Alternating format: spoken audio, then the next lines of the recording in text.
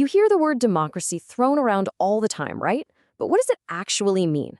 It's this huge idea that shaped our entire modern world, but, pinning down its real meaning can be surprisingly tricky. So today, we're going to unpack this powerful concept and really explore what it means to be a democracy.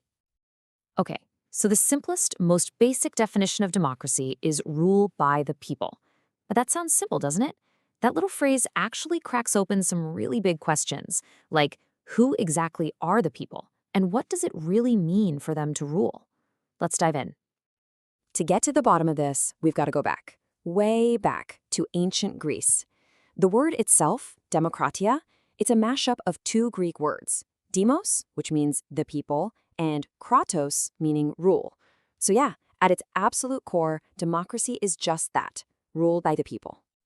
But here's the kicker. Back in ancient Athens, the people, the demos, was a very, very exclusive club. I mean, it was a direct democracy, sure, but it completely shut out women, slaves, and foreigners. That meant only a tiny fraction of the population actually had any say. Modern democracy, on the other hand, well, it's built on a totally different idea. Representative government, and the goal of universal suffrage, where everybody gets a vote, at least in theory. Okay, so if modern democracy isn't just everyone showing up in the town square to vote on everything, then what is it? What are the essential ingredients? Let's unpack the core ideas that really form the foundation of democratic thinking. You see, democracy doesn't exist in a vacuum. It's really part of this whole family of interconnected ideas. Things like autonomy, the control you have over your own life. Rights, which are there to protect your freedoms. Liberty, that's both your personal and your political freedom. And of course, equality, the idea that everyone should have an equal footing when it comes to the decisions that affect all of us.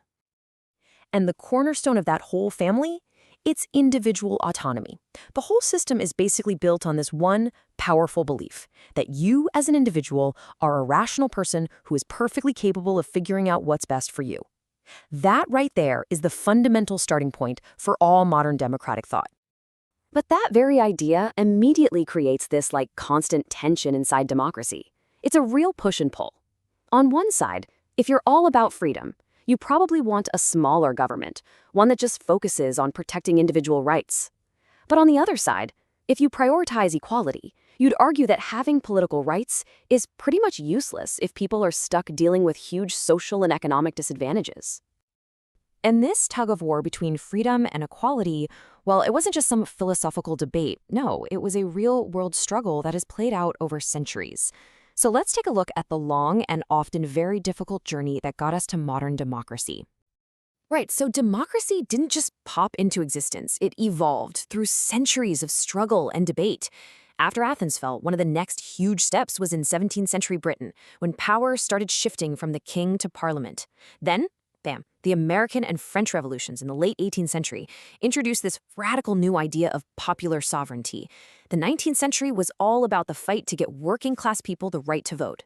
And then finally, the 20th century saw the idea of democracy just explode across the globe. Seriously, the 20th century was a whirlwind for democracy. Political scientists have actually identified 4 distinct waves of democratization. These were periods where democracy spread like wildfire, usually after huge global events like the World Wars, decolonization, or the end of the Cold War. These waves brought democratic governments to places that had never, ever had them before.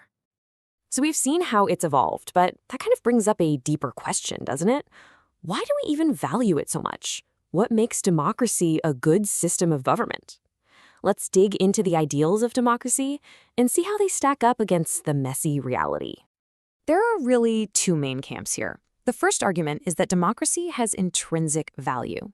That means it's good just because of what it is. It's the idea that democracy is simply the fairest way to govern because it treats everyone like an equal. The second argument is that it has instrumental value, that it's good because of the results it gets.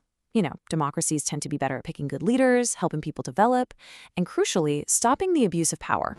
Winston Churchill probably said it best. Democracy is the worst form of government, except for all the others. And that really gets to the heart of it, right? It's not perfect. It's often messy and inefficient. But it might just be the best system we've figured out for living together in a world where we all disagree on so many things. So how do we know if a country is actually democratic? Well, there are 2 main ways to look at it. The first is procedural. You look at the institutions, the rules of the game. Are there free and fair elections? Are there checks and balances? The other way is to look at the substance, the outcomes. Can every citizen, no matter how rich or poor, truly participate and get their voice heard? It's the difference between having the rules of democracy and getting a democratic result. And that whole distinction between the rules and the results, it points to something really important. Democracy is not a one-size-fits-all kind of deal. There are a ton of different models of democracy out there, and each one has its own unique strengths and weaknesses. Let's look at a few of the big ones. Okay, let's break down 3 of the most common models. First up, representative democracy. Here, your main job as a citizen is to elect people to make decisions for you. The big goal is efficient government. Then you have participatory democracy, where citizens are way more involved in day-to-day decisions. The goal here is to create active, engaged citizens. And finally, there's deliberative democracy. This one's all about public debate and reasoned arguments. The goal isn't just to win a vote, but to arrive at the best decision through discussion. Now, not everyone buys into that classic idea of representative democracy. The economist Joseph Schumpeter had a pretty sharp critique. He argued that it's not really about the will of the people at all. He saw it more as a system where a small group of elites just compete for our votes. For him, the whole point of democracy isn't for us to govern ourselves, it's just to pick the people who will. In total contrast to that realist view, participatory democracy says that getting involved is everything. The idea is that the very act of participating, getting involved in local communities, in local government, it actually makes us better citizens. It's like an education in itself. It teaches us how to work together and keeps the people in power on their toes. Deliberative democracy takes yet another path. It argues like the real foundation of political power shouldn't just be voting, but persuasion. It's not about who has the most votes, it's about who has the best argument. This whole process is built on respecting everyone's ability to think for themselves and to be convinced by a better idea. Another really important model to know is social democracy. This one is kind of a blend. It takes the traditional pieces of representative democracy, like elections, and combines them with a really strong commitment to social justice. The main goal here is to use the power of the state to shrink inequality and make sure that every single citizen has what they need to live a good life and participate in society. And finally, let's look ahead a bit. In our super-connected world, with huge global challenges like climate change and powerful global bodies like the World Trade Organization, some thinkers are arguing that democracy itself has to evolve. It needs to expand beyond national borders. This idea is called cosmopolitan democracy, and it's a vision for a world where everyone has a say in the big decisions that affect all of us, no matter which country we call home. And that really leaves us with one last big question to chew on. In a world where our economies, our cultures, and our biggest problems are all global, does democracy have to cross borders too, just to survive? It's a massive question, and the answer is going to shape the world we live in. Thanks for joining me on this deep dive.